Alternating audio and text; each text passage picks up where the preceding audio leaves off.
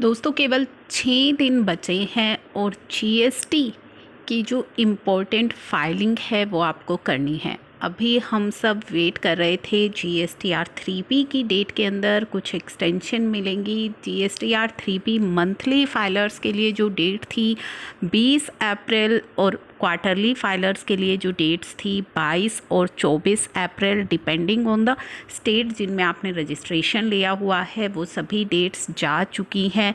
अभी तक GST returns due date के अंदर एक्सटेंशन नहीं मिली है, जैसा कि हम सब एक्सपेक्ट कर रहे थे कि जीएसटीआर 3B क्वार्टरली हमारी जानी है 24 तारीख को, जब वो आखिरी चली जाएगी तो हो सकता है उस दिन हमें कोई एक्सटेंशन मिल जाए। लेकिन अभी तक किसी तरह की कोई भी एक्सटेंशन गवर्नमेंट की तरफ से अनाउंस नहीं हुई है। जीएसटी रिटर्न्स के अंदर ड्यू डेट एक्सटेंशन तो नहीं मिली है। अब बात आ जाती है एक बहुत ही इंपॉर्टेंट फाइलिंग जो अभी बची हुई है, उसके बारे में हम बात करेंगे। लेकिन दोस्तों जीएसटी रिटर्न डेट एक्सटेंशन अभी भी काफ़ी ज़्यादा प्रेशर गवर्नमेंट पर बनाया हुआ है कि जीएसटी रिटर्न्स की डेट एक्सटेंड की जाए, क्योंकि अब जो भी देश के अंदर जिस तरह की भी स्थिति है उसे सभी जानते हैं। गवर्नमेंट बहुत अच्छी तरह उससे अवेयर है और सभी को पता है कि 3B की फाइलिंग जो है वो पूरी नहीं हो पाई होगी। काफ़ी सारे प्रोफेशनल्स ऐसे हैं जो अभी होम क्वारंटीन हैं, जो अभी कोविड से जूझ रहे हैं। कोरोना की जो सिचुएशन है वो आप सभी को पता है। तो जीएसटीआर 3B की काफ़ी सारी जो फाइलिंग है वो नहीं हो पाई है। गवर्नमेंट को बहुत अच्छे से ये चीज़ पता है कि नहीं हो पाई होगी जो भी फाइलिंग है।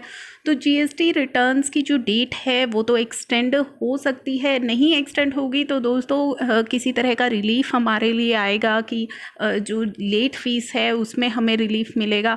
तो किसी तरह का कोई रिलीफ गवर्नमेंट की तरफ से आना चाहिए, ज़रूर आएगा, क्योंकि सभी इस जो सिचुएशन है उससे अवेयर हैं। कोई ये गवर्नमेंट को हमें बार बार याद दिलाने की ज़रूरत नहीं है कि देश के अंदर इस समय किस तरह की स्थिति है, क्या हमें करना है। तो नो अदर ऑप्शन, इस तरह का रिलीफ हमें देना ही पड़ेगा, क्योंकि फाइलिंग जो है वो नहीं हुई है। और जो मार्च की हमारी जीएसटीआर 3B होती है वो कितनी ज़्यादा इंपॉर्टेंट होती है, हमें सारी एडजस्टमेंट्स वहाँ पे करनी होती है।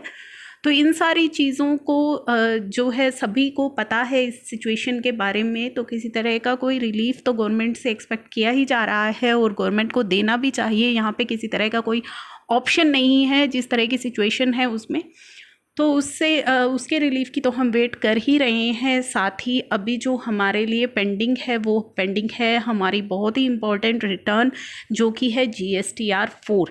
30 तारीख को जो लास्ट डेट है हमारी जीएसटीआर 4 की फाइलिंग की। तो जीएसटीआर 4 की फाइलिंग 30 तारीख तक आप कर लीजिए। किसे फाइल करनी है जीएसटीआर 4, जो कि काफ़ी सारी क्वेरीज है। जीएसटीआर 4 दोस्तों कॉम्पोजिशन टैक्स पेयर्स के केस में फ़ाइल की जाती है। और यहाँ पे जो सवाल है कि लेट फ़ीस भी एप्लीकेबल होती है। जीएसटीआर 4 अगर आप लेट फाइल करते हैं तो जो इसकी लेट फ़ीस रहती है वो सेम जैसे कि हमारी 3B की रहती है, 25 CGST और 25 जो है हमारी SGST। तो ये आपको पे करनी है, लेट फ़ीस जो है वो आपको पे करनी है जीएसटीआर 4 की अगर आप लेट फाइलिंग करते हैं। हालांकि मैं ये कहूँगी कि लेट फीस तो लगेगी ही। अगर आप फाइल कर सकते हैं, आपको इस सिचुएशन में पैनिक नहीं होना है। आप जितनी फाइलिंग आप कर सकते हैं उतनी फाइलिंग आपको करनी है। अभी आपको लेट फीस के बारे में नहीं सोचना है। अभी आप जितनी फाइलिंग कर सकते हैं उतनी फाइलिंग करनी है। इसी तरह 3B के केस में भी मैं ये कहूँगी कि आपको पैनिक नहीं होना है। जितनी फाइलिंग आपसे हो रही है आप वो फाइलिंग कीजिए, करेक्ट फाइलिंग कीजिए, गलतियाँ ना कीजिए, पैनिक ना होइए। जितनी फाइलिंग आप कर सकते हैं उतनी फाइलिंग कीजिए। गवर्नमेंट को सब दिखाई दे रहा है। अभी दिल्ली में भी आप देखेंगे कि लॉकडाउन फर्दर एक्सटेंड हो गया है। और अभी आपके साथ मैंने एक नोटिफिकेशन भी शेयर की थी, प्रेस रिलीज शेयर की थी, जिसमें इनकम टैक्स के अंदर जो ऑफिसर्स की डेट है उनको एक्सटेंड कर दिया गया। विवाद से विश्वास की जो पेमेंट है उसको एक्सटेंड कर दिया गया है। तो इस तरह की एक्सटेंशन उनके लिए आ गई है, तो हमारे लिए क्यों नहीं आई है, ये सबसे बड़ा सवाल है कि जहाँ पे एक आम जो एक स्मॉल टैक्स पेयर है वो कितना परेशान है इस समय।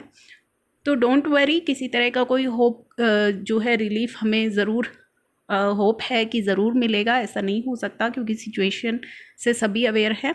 तो GSTR 4 की अभी हमें फाइलिंग करनी है। GSTR 4 की आप फाइलिंग कीजिए। और सबसे इम्पॉर्टेंट जो चीज़ है जो अभी आपको ध्यान में रखनी है वो क्या ध्यान में रखनी है कि दोस्तों, अगर आप क्वार्टरली फाइलिंग से परेशान हो गए हैं, आप दोबारा से मंथली में जाना चाहते हैं, या एक बार मैंने आपको बताया था कि अगर आप क्वार्टरली फाइलर्स हैं, एनी अदर ऑप्शन को चूज़ करके आपने टैक्स की पेमेंट कर दी है जिसे आप यूज़ नहीं कर पाए हैं अपनी 3B की टैक्स पेमेंट में, और आप इसको जब यूज़ करेंगे तो आप कैसे यूज़ कर पाएंगे जब आप मंथली में जाएंगे।